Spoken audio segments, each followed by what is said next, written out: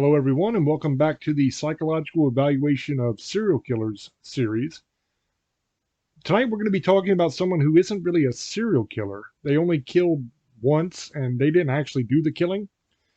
But it's a very, very interesting case. It's one that, frankly, we've been obsessed with. My wife turned me on to this case. She got really interested in it, and I've been watching all kinds of documentaries and stuff on it. So I decided to go ahead and do an episode on this case as well, because it's what I'm looking at right now. And it is very, very interesting. Tonight we're going to be talking about Gypsy Rose Blanchard. Now, Gypsy Rose is a young woman who gained public attention due to the complex and controversial circumstances surrounding her life. She was born in 1991. Gypsy Rose's story involves her mother, Dee Dee Blanchard, who claimed that Gypsy Rose had various health issues and disabilities. It was later revealed that Gypsy Rose's illnesses were fabricated by her mother, leading to a high-profile case of abuse and murder. Now, obviously, I can't conduct a direct psychological evaluation, but some aspects of Gypsy Rose Blanchard's situation can absolutely be examined. The first thing I want to talk about is Munchausen syndrome by proxy. Now, Dee Dee Blanchard, the mother, was diagnosed with Munchausen syndrome by proxy, which is a psychiatric disorder in which the caregiver exaggerates, fabricates, or even induces health issues in somebody who is under their care. Gypsy Rose was the victim of her mother's deception, leading to unnecessary medical interventions and treatments and surgeries. She had her salivary glands removed. She had a surgery on her eye when she was very, very little, although that one was because of a lazy eye. So that was probably medically necessary, but the salivary glands removed were not. She had a feeding tube put into her stomach, which was not necessary. And she had a laundry list of different medications that she was on for all kinds of supposed maladies and health issues. Her mother said she had leukemia. She said that she had sleep apnea. She said she couldn't eat. I mean, there was so many different things. And she even made her live her entire life in a wheelchair, even though Gypsy Rose could walk perfectly fine. But her mother made her stay in the wheelchair at all times and not move her legs so that people would think that she was crippled because of the leukemia. That leads us to trauma and coercive control. Now, Gypsy Rose experienced years of physical and psychological abuse at the hands of her mom. The coercive control exerted by Dee Dee had a profound effect on Gypsy Rose's life, affecting her ability to develop a sense of self and independence. It also completely controlled the way she saw the world. In the trial and in the interviews from prison, she talks about how she lived in a fantasy world where she was a princess because her mother always told her she was a princess and treated her like a princess and always bought all this princess stuff, like princess dresses and crowns. And it was all like one big fairy tale. There's a ton of abuse going on and bad stuff too. But in Gypsy Rose's mind, according to her own words, she looked at herself as a princess in distress. And she was waiting for her prince, Charming, to come and save her. And that's what she thought the man who ended up killing her mother was. They had a relationship, they met online, and she viewed him as her prince that was going to come in and save her from this bad situation. And all the abuse, all the control, all the sheltering her from the outside world and not letting her have friends and a life really painted a picture for her of what life was that wasn't reality, if that makes sense. The next thing is caretaker relationship. The dynamics of Gypsy Rose's relationship with her mom were highly, highly distorted. Dee Dee created a narrative of extreme dependency, manipulating medical professionals and others to believe that Gypsy Rose required constant care. I mean, I mentioned earlier the feeding tube that she had put in her stomach. That was not only to control the amount of food and what she was able to eat, but it was also the way that she gave Gypsy a lot of her medications was straight through that feeding tube. So that gave her extreme control over what medicines Gypsy Rose took, because Gypsy couldn't just say no and refuse the medicine because her mom would just put it right in her feeding tube with the food. And there's really nothing she could do about it. Now, if we're going to be fair in this video, we simply must talk about the role of Gypsy Rose in this whole situation. And this is kind of a sensitive part of this video because some people will get angry with you because some people view Gypsy as the victim here, even though her mother was the one that was murdered. But yes, Gypsy had a rough life and her mother abused the hell out of her, and she was a victim in a lot of ways. But Gypsy Rose played a role in her mother's deception as well, often pretending to have the health issues that her mother claimed that she had. A lot of people have said, why didn't she just stand up? You know, when she's at the doctor's office in that wheelchair, why don't she just stand up and prove that she can walk? You know, now Gypsy says that she didn't do those things because she was scared to death of her mom, because she had tried to run away once and her mom caught her and abused her even worse and found her very easily. And she ended up chaining her to the bed for days and would only bring her a little bit to eat and drink, you know, to keep her alive, but would just leave her chained to the bed. So Gypsy was afraid to stand up, afraid to say no, you know. That's why she claims that she went along with all this stuff. But regardless, she did kind of help out in the deception. Now, this aspect of the case raises complex ethical and psychological questions about her involvement, given the context of the coercive control and the abuse of her mother. That's kind of what I'm talking about here, is that she did go along with it, but she was abused. So it's kind of what side of the fence are you on this one? You know, do you think that she should have said no and stood up for herself, or do you think that she was probably so terrified that she didn't want to? I'll leave that one up to you guys to decide.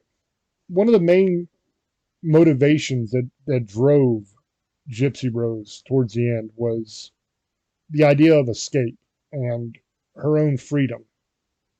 Her involvement in the murder of her mother, which was orchestrated with her then boyfriend, was seen by some as an attempt to escape the abusive situation and to gain her freedom. I happen to 100% agree with that. She felt, and this is from her own words from the documentary in which she gives the interview from prison, she felt that the only way to escape and to have a life was if her mother was gone, because she felt that her mother would never let her go, would never let her have friends, never let her, you know, have a boyfriend and have a family and all that kind of stuff. Her mother wasn't going to allow any of that stuff. That's from Gypsy Rose's mouth. And she felt painted into a corner where she had no other option but to do what she did. Now, this act of violence has been examined in the context of prolonged abuse and the psychological impact that it had on Gypsy Rose by multiple professionals and by the court. It was the reason that Gypsy Rose got a second-degree murder charge instead of a first-degree murder charge, and the reason why she was only sentenced to 10 years instead of a potential life sentence that she could have had. And she ended up getting out this year on parole after 8 of those 10 years. I'm going to talk now about post-traumatic stress. Gypsy Rose experienced significant trauma throughout her life, which could and often does lead to the symptoms of post-traumatic stress. The prolonged abuse and the manipulation must have had lasting psychological effects on her well-being. And I'm sure that even today, she's still suffering from the effects of that abuse. Probably no longer physically, but I'd almost guarantee mentally she is. And I know that in the interview she's talking about that she is seeing mental health professionals. So she is getting counseling and trying to get some help to work through those issues. But post-traumatic stress is something that lasts a long, long, long time. For a lot of people, a lifetime. I kind of want to talk now about the legal and the ethical complexities of the case. The legal and the ethical dimensions of Gypsy Rose's case are intricate. Her actions, including her involvement in the murder of her mother, have prompted discussions about accountability, victimhood, and the impact of prolonged abuse on decision making. There's some question of whether she should even be viewed as at fault, or if the murder of her mother, as premeditated as it was actually an act of self-defense. And that raises a profound legal and ethical question. Is it possible to be acting in self-defense when the act is premeditated and planned out the way that it was? That's a question that needs to be figured out by legal scholars, because there's no question that Gypsy was abused her entire life and treated horribly by her mother. There's no question that her mother would have continued that treatment as long as she was around. So Gypsy had to do something. She had to stand up and do something. She tried to leave. Her mother found her very quickly, brought her back, and tortured her for it. So in Gypsy's mind, she had no other option. Does that excuse what she did? In the eyes of the law, no, it didn't. Ethically, does it excuse what she did? I don't know the answer to that. We would say it's a clear-cut case of self-defense if the mother was in the process of attacking her and Gypsy killed her. But to plan out and premeditate the brutal murder of her own mother, I don't think you can call that self-defense. It might have been her only way out. That's what she thought. But to call it self-defense might be a bridge too far. Let me know down in the comments what you guys think. Either way, the case of Gypsy Rose Blanchard is multifaceted. It involves layers of abuse, manipulation, and complex ethical considerations. Another very important aspect of this, and something that I need to talk about if I'm going to talk about the motivation and the psychological impact on Gypsy. There is a sexual component here. You got to remember, her mother made her stay in that wheelchair. She told everybody that Gypsy had muscular dystrophy, and that is why she had to stay in this wheelchair. I spoke earlier about Gypsy believed that she was never going to be able to be married and have a family, have a boyfriend, all of those things. And being that repressed for that long, and all the abuse, many times in women that will lead to a very perverse individual. When you are repressed, you see this a lot, like people that grow up as the daughter of a preacher. They are repressed sexually their entire life. So when they get out on their own, they go hog wild and crazy. It leads to somebody being a lot more kinky, and it leads to somebody having a lot more perverse sexual appetites than normal people do. There was definitely some of that in Gypsy. And Gypsy had a front row seat for her entire life of a master manipulator in her mother. So you put those two things together, and she used sex to manipulate. She used what all men want, especially young men, because you got to think, her boyfriend was a young guy, and she used his unstable behavior and the violent tendencies that he already had, his dark personalities. She used that to seduce him. So they would have chats where she would like lick a knife and do all kinds of crazy stuff like that because he liked it. It turned him on.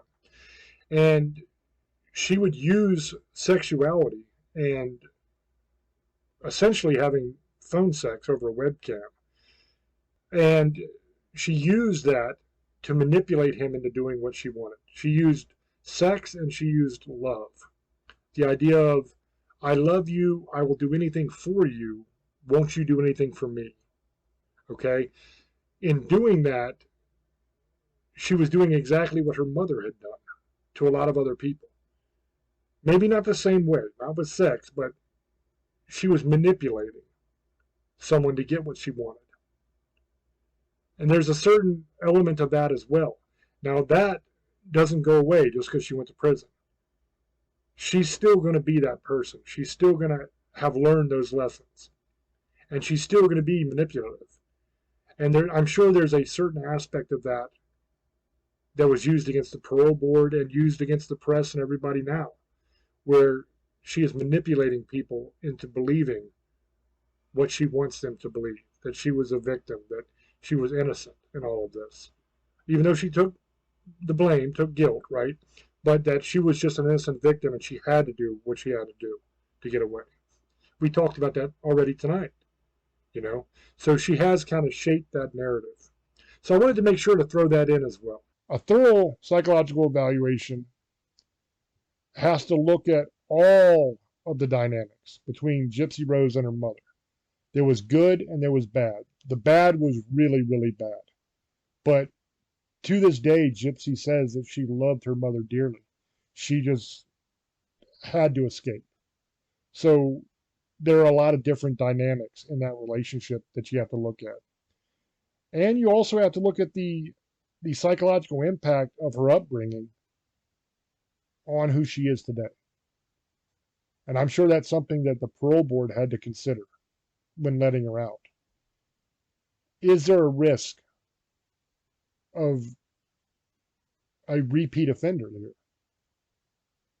It's always possible, but if the catalyst of that act of violence was the abuse by her mother, now that she's out of that situation, you would think that the chances might be good that she can move on with her life. Let me know down in the comments section what you guys think. I hope that you enjoyed this one. This case is fascinating. Like I said, my lovely wife got obsessed with this case, and she brought it to me and was like, you got to see this. This is an amazing case. And literally, we've watched multiple documentaries on it. We've watched the interviews with Gypsy Rose. I've studied the case, and I thought this would be a really cool one to do. So I hope you guys enjoyed it. Let me know in the comments what you think. As always, up to you to make up your own mind, and I will catch you on the next one. Till I speak to you again, love many, trust few, and do harm to none. God loves you, and so do we. Bye-bye.